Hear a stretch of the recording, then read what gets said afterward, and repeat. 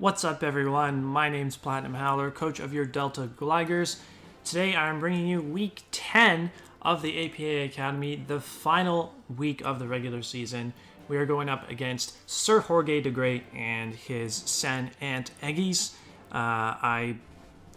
San Ant being short for San Antonio Eggys, because I think that's where he's from. I'll try to say San Ant as often as possible, even though I think that sounds really bad. I think San Antonio is just cool on its own, but anyways, you can see his team on the right side of the screen as always, and his links will be down in the description below. Go check him out. We are, of course, 9-0 heading into this week, and we still have to win this game if we want to finish number 1 in the league going into playoffs.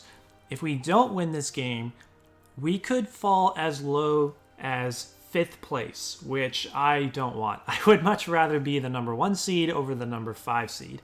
So I need to give this game my best shot.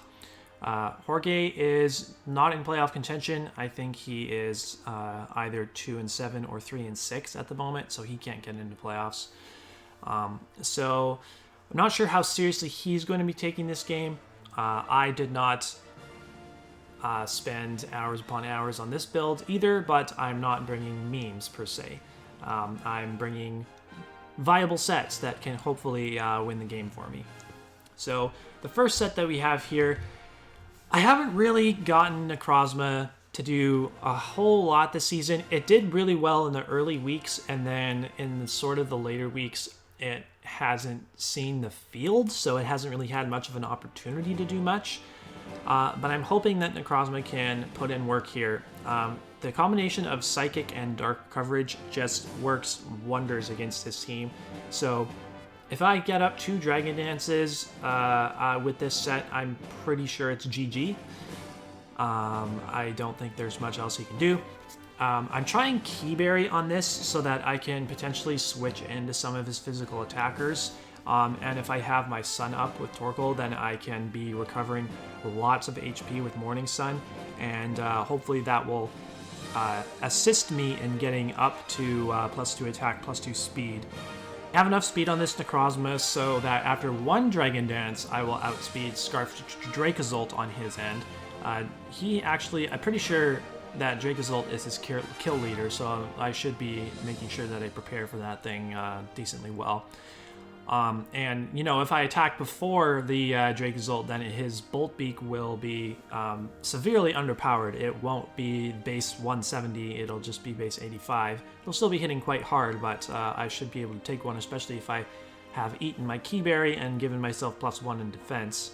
If we get to +2 speed, then we should be outspeeding any Scarfer that he has on his end, even if he has Scarf Rabombi or Scarf Cinderace, which I think Scarf Cinderace is more likely. I know that he's brought it in the past, and we will get to what more Scarf Cinderace could potentially do for him later on in the team build. So next up is going to be Sandaconda. We are pretty physically defensive to be able to take on the likes of Cinderace, Dracozolt, Flygon, amongst other things. So Earthquake and Fire Fang are our main 2 attacking moves because Earthquake can deal pretty good damage to everything not named Bronzong, and Flygon as well. But we also have Outrage to hit Flygon, which I definitely want to be in Gigantamax form when I'm clicking Outrage / Max Wormwind. So I have a small chance to KO Flygon with, that's assuming he has no bulk, but he probably will have bulk. So I probably have no chance to KO a Flygon with this Max Wormwind, but I wanted Max Physical Bulk because I feel like I could be switching this thing in a lot. So yeah, Earthquake, Sandblast, it's going to be doing lots of damage to things. Fire Fang we have there. It should... 2 max flares based off of Fire Fang should be enough to dispose of the Bronzong, because he can't be both Levitate and Heat Proof to take me on. I actually were not positive which he would go against my, which like ability he would go against my team. Like, I can justify him going either way, really. So hopefully, if it'd be nice to be able to scout that out, which ability he has early on. And then we also have Stealth Rocks. This is going to be our Stealth Rocker. It'd be really nice to get rocks up against his team, chip down things like the Cinderace and the Rabombi and stuff like that, and the Orbeetle as well, his Gigantamax Orbeetle. Never played against an Orbeetle before, so this is going to be... This is going to be interesting. I played against regular Orbeetle when I went up against Vepsis, but Gigantamax Orbeetle is a whole nother monster in itself. But Mimikyu matches up really well against Orbeetle and his team in general.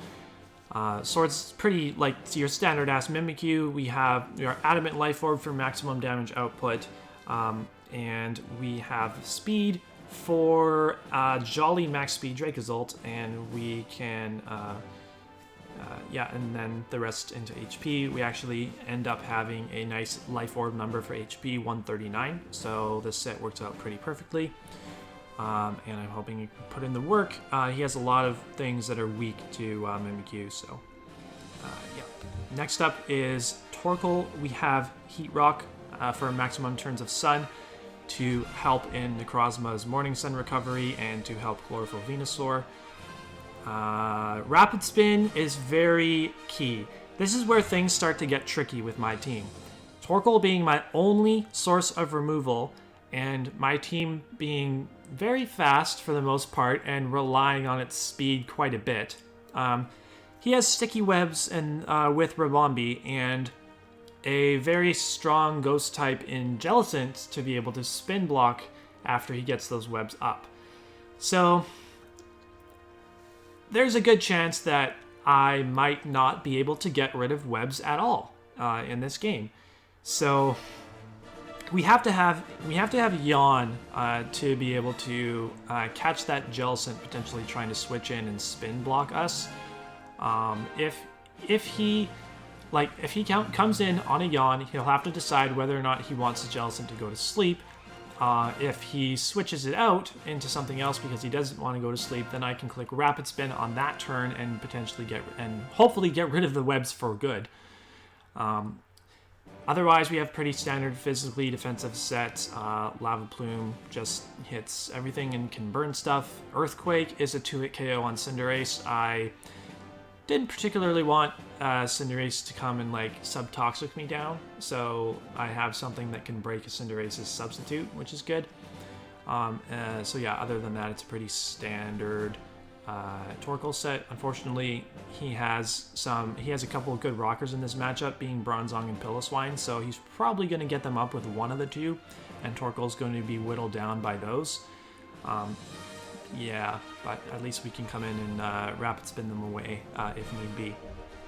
So Weavile is coming with heavy duty boots, because if I can't manage to spin Sticky Webs away, then Weavile's kind of useless. So if I bring with boots, then its speed won't be lowered by Sticky Web. It won't take any damage from rocks, and I can just hit his team hard in general. We are max speed Jolly to guarantee outspeed Rabombi 100% of the time. We can Icicle Spear the Rabombi, Ice Shard a set up Flygon, knock off for everything else. So the Cinderace, if it's come in on rocks once, knockoff is not going to be enough to take it out because I'm not any sort of boosting item. So that's why I have Fake Out. I can fake out the Cinderace to get, assuming he stays in on Weavile, if I bring Weavile in against it on a free switch.